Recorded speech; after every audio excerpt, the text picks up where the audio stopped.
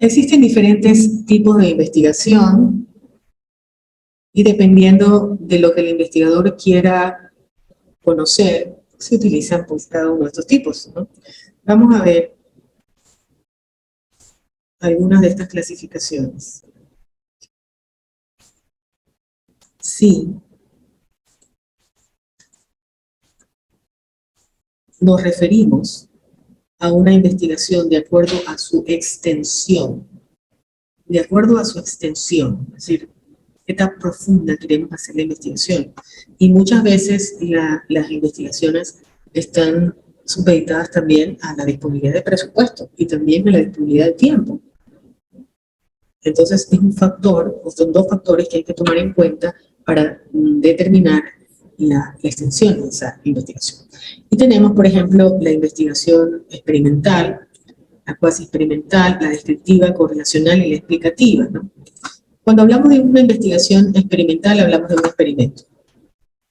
Un experimento que se hace, si es una investigación experimental pura, es una investigación que se hace en un laboratorio donde se intenta medir el efecto que tiene la aplicación de un agente, de un elemento, la influencia que tiene una variable independiente sobre otra. El caso que hablábamos de el virus.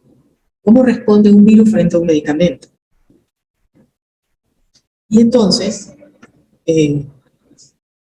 lo que se hace es someter a ese agente a una variable durante algún tiempo e ir midiendo, ir observando qué ocurre, cuáles son los efectos que ocurren, ¿ya? Cuando someto a ese sujeto, a ese agente, a la influencia de una variable independiente.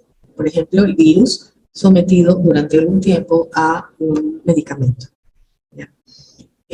O a efectos de la temperatura, alta o baja temperatura. Entonces voy monitoreando para ver cómo se comporta el virus. Cuando hablamos de un experimento, hablamos de que este experimento debe hacerse en un ambiente donde hay otras variables, donde no existen otras variables que puedan influir. Es decir, todas las variables aisladas y solamente me quedo con una variable para poder concluir que realmente, por ejemplo, si hablamos de temperatura, concluir que es la temperatura la que influye. Entonces, cuando hablamos de un experimento puro, hablamos de que sí es posible aislar otras variables o evitar la influencia de otras variables para poder concluir que realmente, en este caso, la variable temperatura sí tiene un efecto en cierto grado sobre el virus, ya sea temperaturas altas o temperaturas bajas. Entonces, y estos tipos de experimentos se hacen en laboratorios, en lugares cerrados, donde es importante también tener un grupo de control. ¿Qué es un grupo de control?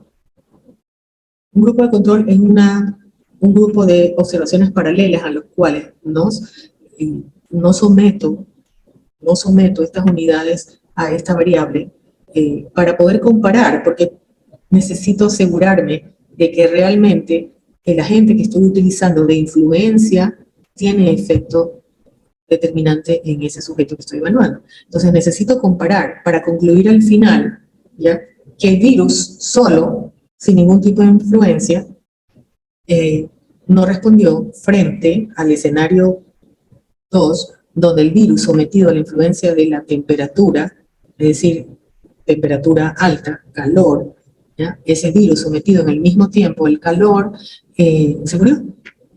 ¿Ya?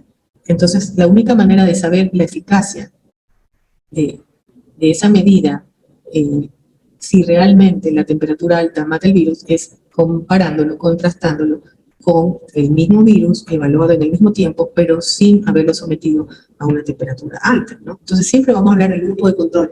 Ese es el grupo de control.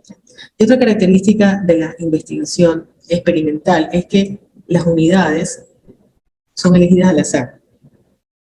No hay una selección específica de unidades, sino al azar. ¿Qué es lo que diferencia con la investigación cuasi experimental? Cuasi significa casi experimental, ¿no? Esto ocurre, por ejemplo, en educación. Veía hace un tiempo un artículo donde un investigador realizó un estudio cuasi experimental. ¿Por qué cuasi experimental? Porque no se realiza de manera cerrada en un laboratorio donde es posible hacer a un lado o aislar otras variables que pueden influir, ¿ya?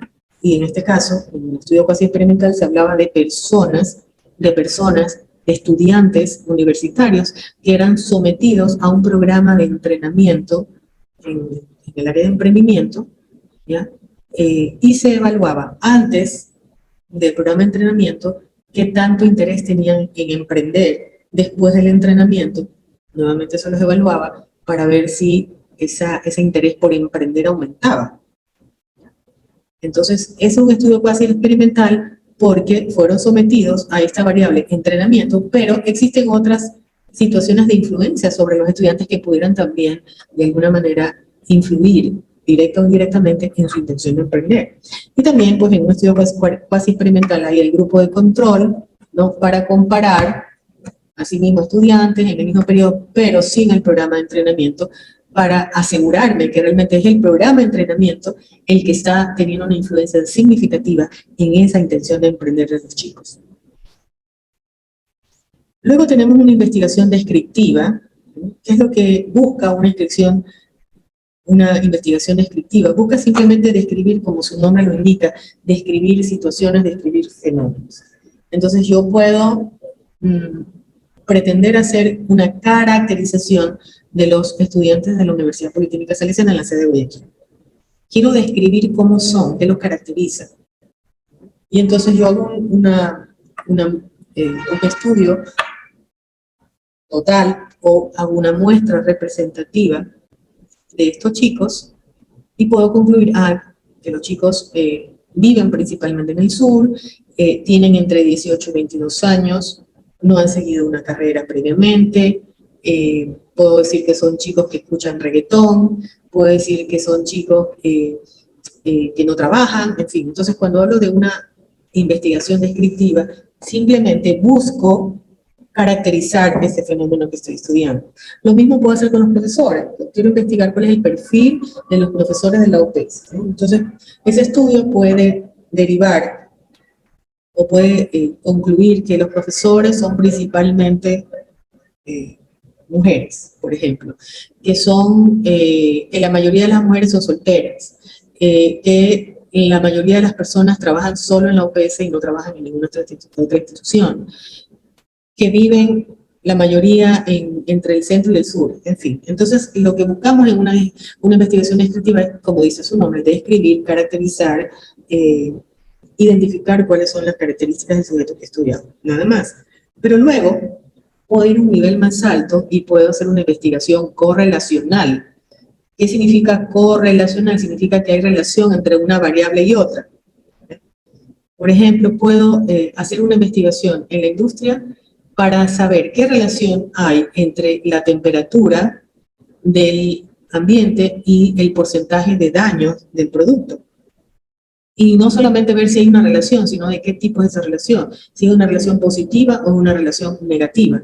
¿Qué significa una relación positiva? Que a medida que aumenta la temperatura, aumenta el porcentaje de daño del producto. O puede ser una relación negativa. A medida que aumenta la temperatura, se reduce el daño del producto. Entonces, simplemente en una investigación correlacional intento saber si existe relación. ¿Por qué? ¿Para qué me sirve esto? Porque si yo concluyo, después de haber medido día a día, tomado la medición día a día de cuántos productos se dañaron, qué temperatura hubo ese día, y empezar a registrar durante algunos días, empezar a hacer las mediciones y registrar, entonces me sirve para poder concluir y decir, la temperatura afecta. La temperatura es una causal principal o tiene relación en el daño, así que vamos a cuidar que la temperatura esté regulada porque sabemos que hay una relación, hay un impacto, ¿ya? Esa es una investigación correlacional donde se concluye que sí existe relación, uno, y segundo, si esa relación es positiva o directa o una relación negativa o indirecta, ¿no? Y en el caso de una investigación explicativa, vamos a un nivel más alto. Aquí lo que intentamos es explicar qué factor influye en determinado suceso o por qué ocurre determinado suceso. Es un nivel mucho más elevado, ¿no? Dentro de todos los factores que pudieran tener relación, ¿cuál es realmente el que incide, el que explica, el que tiene mayor incidencia? Por ejemplo, si yo quiero investigar cuál es la razón principal por la cual los chicos de la UPS se retiran. Entonces puede ser que hayan algunos factores que de alguna forma tienen influencia, pero el que realmente explica principalmente el motivo del retiro, podríamos decir que es el económico. El motivo económico. Los chicos se retiran porque no logran en un momento dado ya pagar la pensión, sus familias no logran pagar la pensión y por eso se retiran. Entonces yo sospecho que es así y entonces yo busco confirmar que la explicación del retiro está dado en la situación económica. Entonces siempre voy a identificar una variable, efecto, problema, que es la dependiente, y de la independiente, que es lo que influye en ese hecho.